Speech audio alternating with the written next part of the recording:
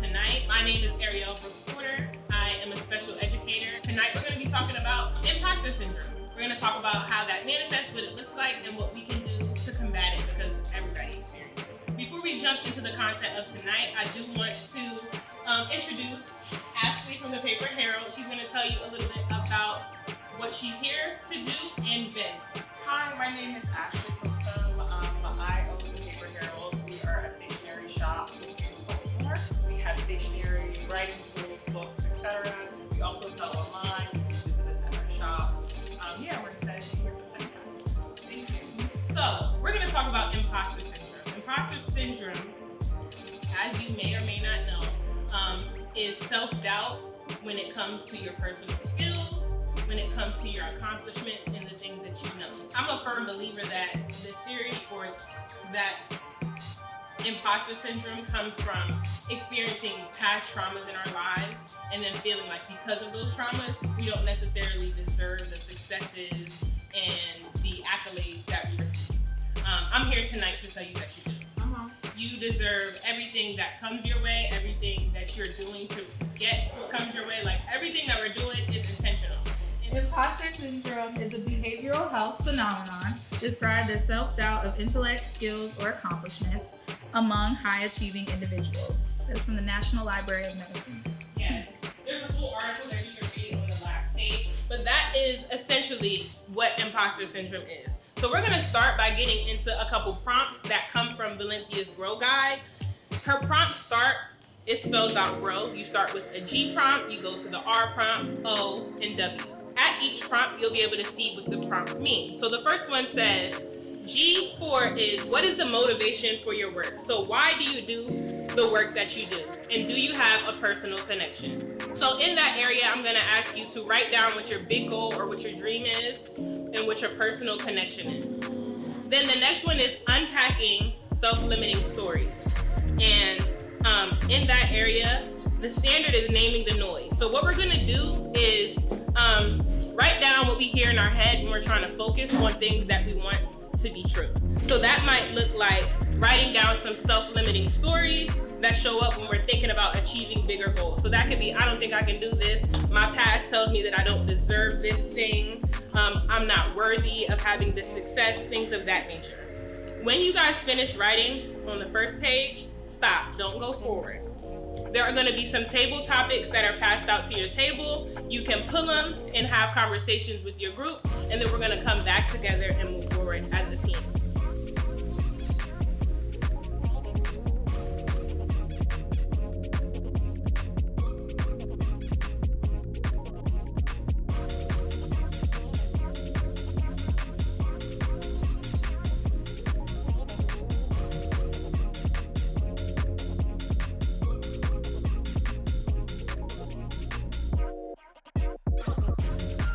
So at work, when I'm doing stuff, I tell myself that I don't know enough to answer certain questions.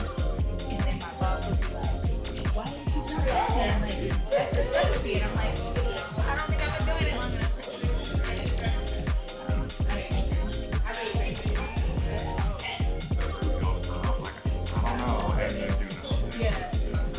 So the thing that I would say because my inner spirit is giving back. So I'm a teacher, so I love helping children and just spending time with them. And not just necessarily in the classroom, but I think like extracurricular activities is like a huge thing. So growing up, I was always at the Boys and Girls Club and YMCA. And my mom was the type of mom like, you can't be in a house, you know what I mean? Like you're gonna have to do something out of school. So I think that really molded me. And in those programs, I used to run track and I got a track scholarship to college. So things just came full circle.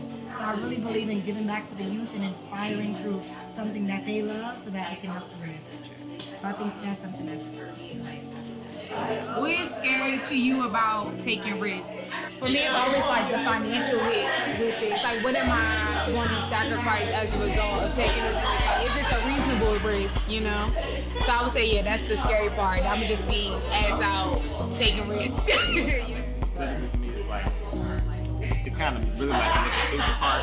Like, I think it goes back to the imposter syndrome piece. It's like, it's like, damn, if you really thought you was like, what makes me even think like, nigga, get the fuck out of here, you know what I'm saying? Like, what's wrong wrong with you type of thing. And it's like that, you know what I'm saying? I guess like fear of rejection or just fear, you know what I'm saying? Like, you know, like, yeah, being like, dang, you know what I'm saying? If I fail, that means, you know what I'm saying? Because I was never supposed to do this, you know what I'm saying? And so it's like a lot of times I won't even take the risk because I'm afraid, oh, damn, I might find out, you know what I'm saying? That, you know what I'm saying? Not for me, That it's not for me. So I'll still hold on to a dream, but I'm scared to actually do it because if I'm scared if I do it and it doesn't work out, then it's like, dang, I don't want to be able to even have that dream no more. So it's like, it's a lot of that. Damn, that was like the way you phrased it was just like. It's like I didn't want to get your hopes up. You know what I'm saying? I didn't want to be like, you know what I'm saying? Just like you think that, you know what I'm saying? Just like, I feel like now I tend to just do more stuff, just throw myself out there, you know what I'm saying? Like, I'm not going to do something I know I'm just not prepared to do, you know what I'm saying? I'm going to do it. It's just like if it's something I think like, okay, yeah, like, shoot, like, why not, you know what I'm saying? It's like, let me do the work, you know what I'm saying? At least, you know, see where it can go. So my favorite way to celebrate myself, I agree with this first point, like being around love. My family knows me. I'm a quick person to text the family group chat and be like, we all going to Mama House on Saturday. And like, I won't tell everybody what I'm celebrating about, whatever I have going on, but like, it just feels good to be around my family. And it's also like rejuvenating. It reminds me why I'm working so hard for certain things. It's like, oh, like, these are my people. And I want to make sure my nieces got college funds. And, you know, whenever I have kids, they got what they need and all this other stuff. My second favorite way to celebrate myself, but probably my first. This is my first actually. I love treats. I deserve a little treat kind of girl. And I will celebrate myself for the smallest things. Like, oh, I had meetings for 4 hours straight and I was engaged in all 4. I deserve a little treat tonight. I think I'm gonna do some Uber Eats instead of cooking. Like,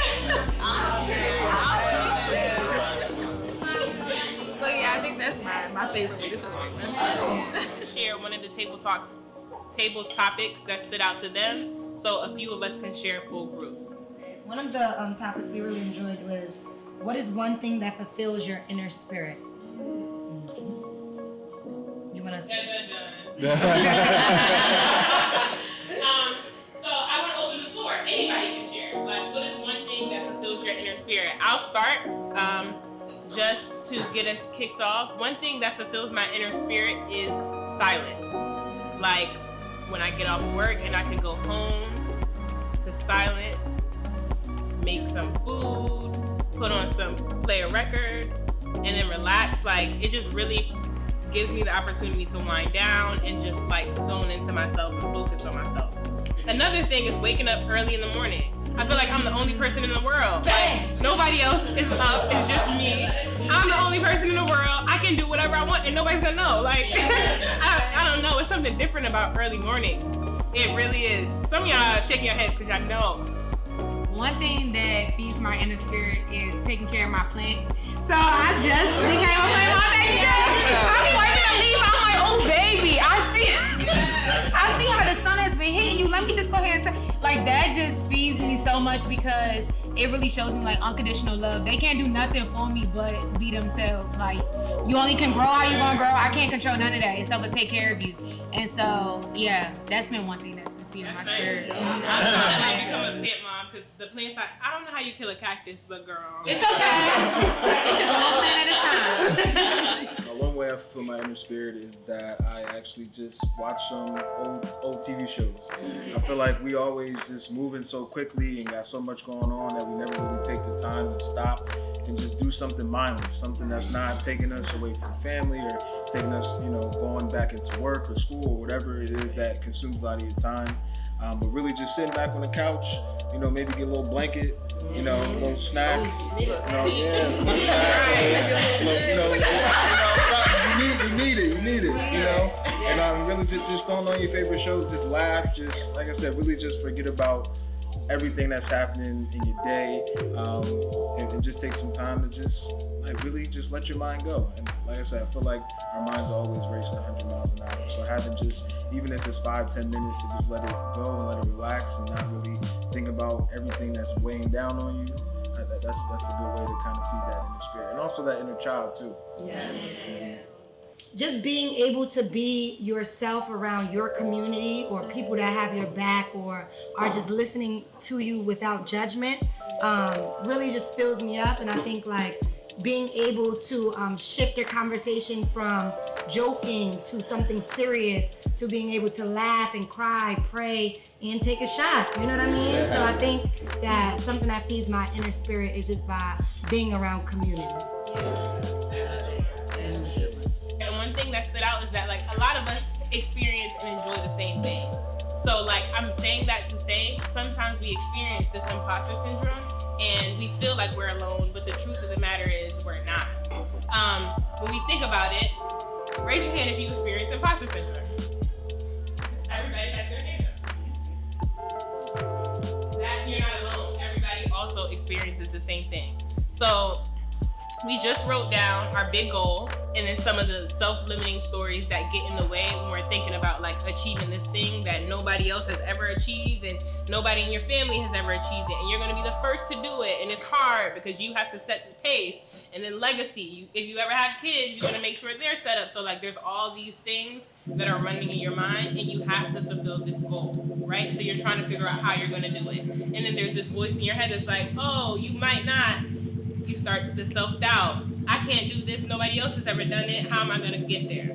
The next page, when you turn the page you're on over, is us getting more granular about what's important and how we're going to pull us out of that self-doubt mindset.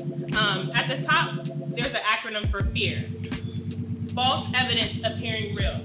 A lot of times, we have self-doubt and we tell ourselves these things are going to happen or not going to happen, and we don't know. Why? Because we ain't tried yet. Mm-hmm. Right? So it's false evidence appearing real. We think something's going to happen, but we don't know it's going to happen because we didn't try to see if it was going to happen. We're just putting this thing in our head to stop us from doing it. Sometimes I feel like, for myself, I'm afraid of what's on the other side of my success because I don't know it. I'm a little too comfortable with what's going on right now, so I get afraid and I let the self-doubt win, and it stops me from doing the next thing that's going to take me where I actually want to go because I don't know where that's going to be. And so this next page is going to give us the opportunity to really step in and like give ourselves some grace. So the first standard on page 2 is create a self-compassion list to give yourself grace. We're going to affirm ourselves. So you have 8 different areas where you can affirm yourself. It says, in what ways can you affirm yourself on a regular basis to combat imposter syndrome? So you're going to write down some affirmations. What are some things that you can say to yourself regularly that will help you combat that self-doubt that's in your ear? What are some things that you can say to yourself that is going to help you feel motivated when you're continuing on through your day, when you're doing those small steps to get to your ultimate goal? And then the last one says, reflect on where you've been. Name a few things that you've accomplished that you once felt you couldn't. I know a lot of us here are in this space and we're in this room like, wow, I wanted to be here. I wanted to move to DC. I remember when I was in college, me and my best friend were walking down the street, having a good old time, turning up. And we were like, oh my gosh, I love DC. We want to come to DC so bad. That's all we said. Years later, she moved here probably 3 months before I moved here, and it just happened. But it was just like, wow, we never thought it could happen. We didn't have family here, like all of those things. And it just trickled down and happened the way that we hoped it would have happened. And so like, I want you to write down things that you were nervous about that you felt like you couldn't accomplish, and now look at you. You've accomplished them. When you finish that, we're gonna jump back into table topics and then close out with a group discussion.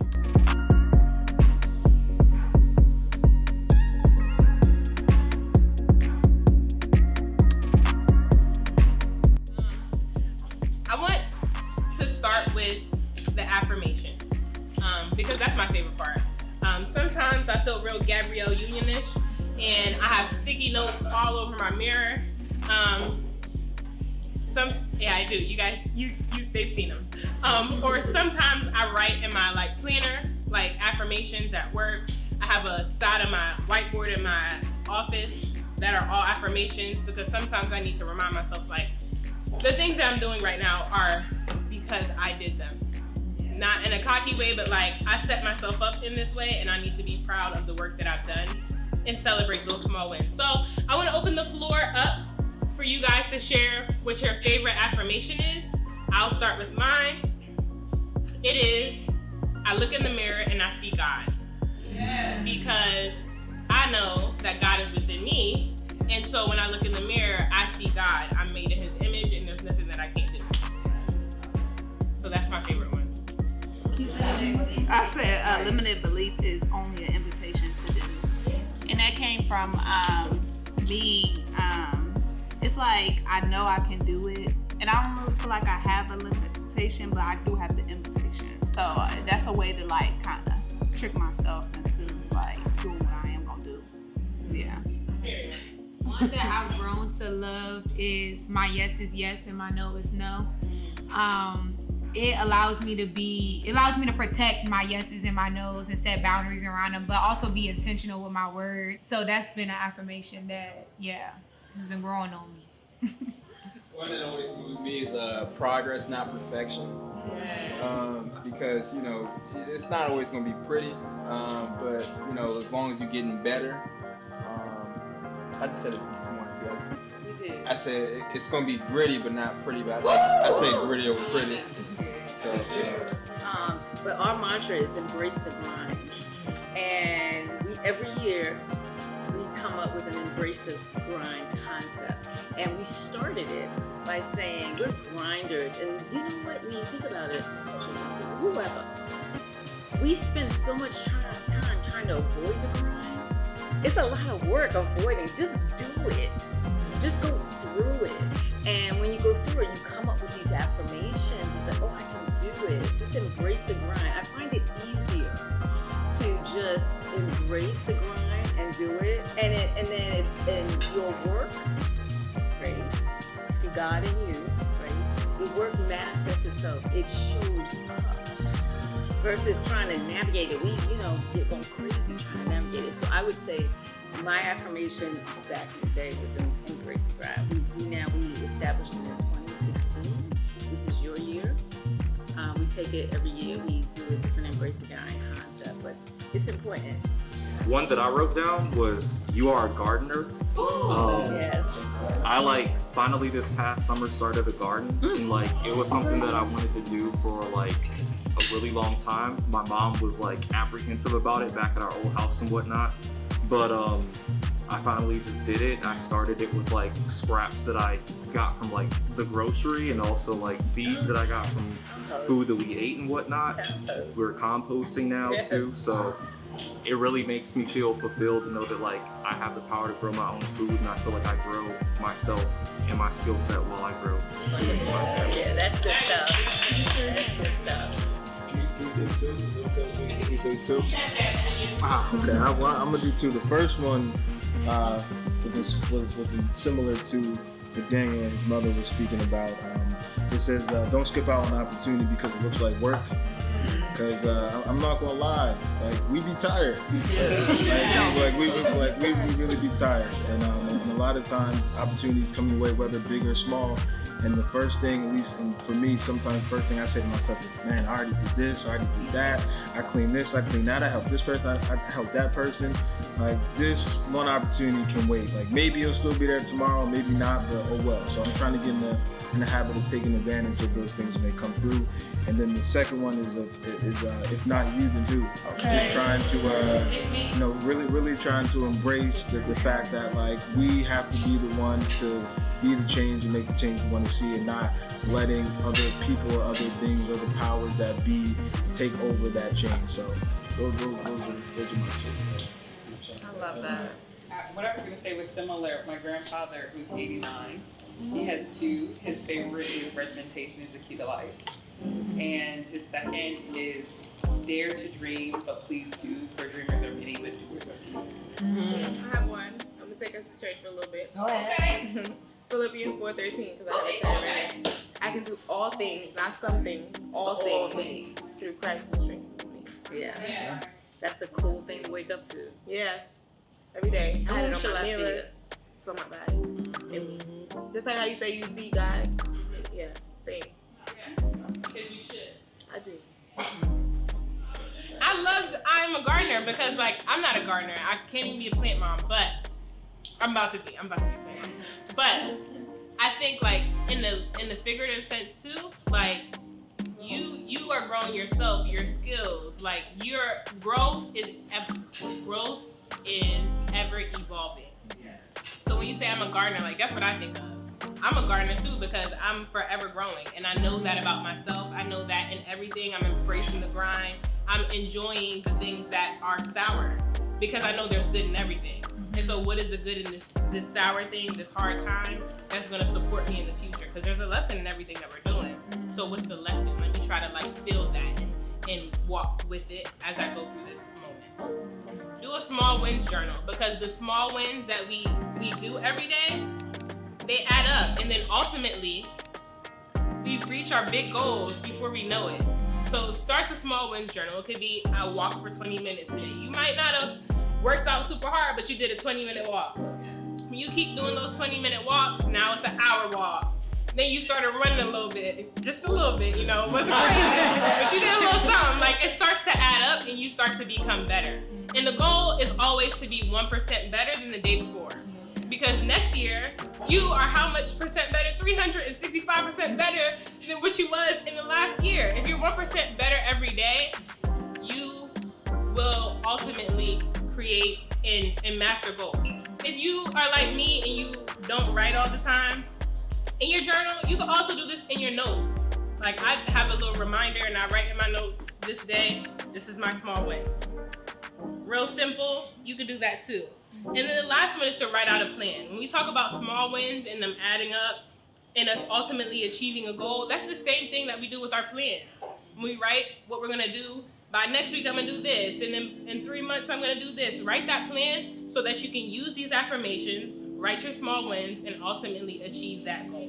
Before we close out and leave, let's just share what is one thing that impacted you tonight. I thoroughly enjoyed like the table topic discussions, and I think one thing that impacted me is being around all these different people who came to learn and to grow. And one thing that I'm going to take away is a lot of the affirmations that were here, a lot of the conversations that we had at the table, and those little gems of what people shared about how they overcome some of the things that they feel pull them back at times.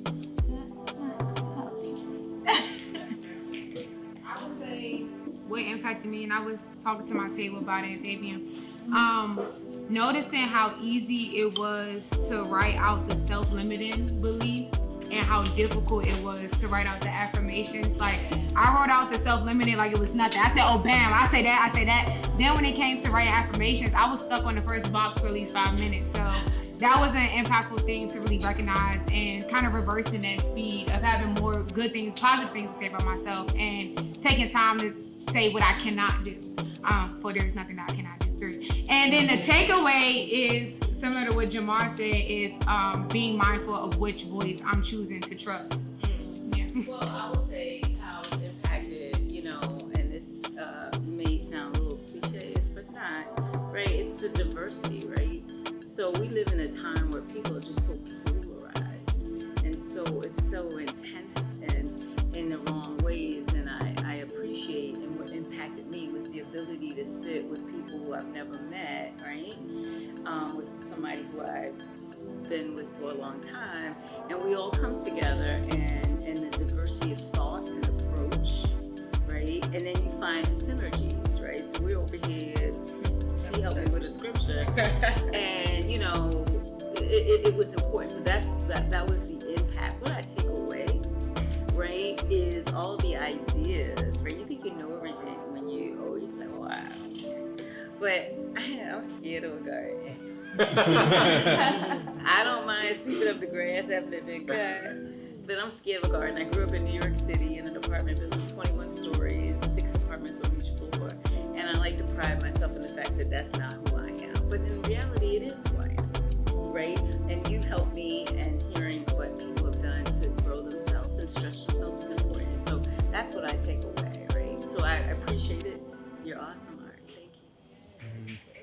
What impacted me most today was really just showing up. And I say that because just going through the packet and writing things down and thinking through my mindset, like it's just a true reflection of one of my affirmations that I wrote down, which was, don't miss out on opportunities because it looks like work. Now, granted, I don't think this is work, but there's different levels of what work looks like in your life depending on what you're going through, how you're feeling that particular day. And today, like I remember last week seeing the post on Instagram, I was really excited to go. I signed up. I was like, all right, bet. So my calendar is cool. But then as the day started to come along and things started moving and meetings started coming up, the closer it got to like 5:30, I was like, man, I don't know if I'm gonna make it. I don't know if I really feel like going anymore. I said, you know what? Let me not go. I made a commitment to myself last week to go, but now I'm glad that I showed up. I'm glad that I was here. Glad that I was just in an environment with people that look like me, because I'm not with that every day at work. So this is very refreshing in so many ways. Just to be here, just to feel like more of myself and just kind of let go and let my hair down a little bit, although it's up. But so that's what I really feel was most impactful, just having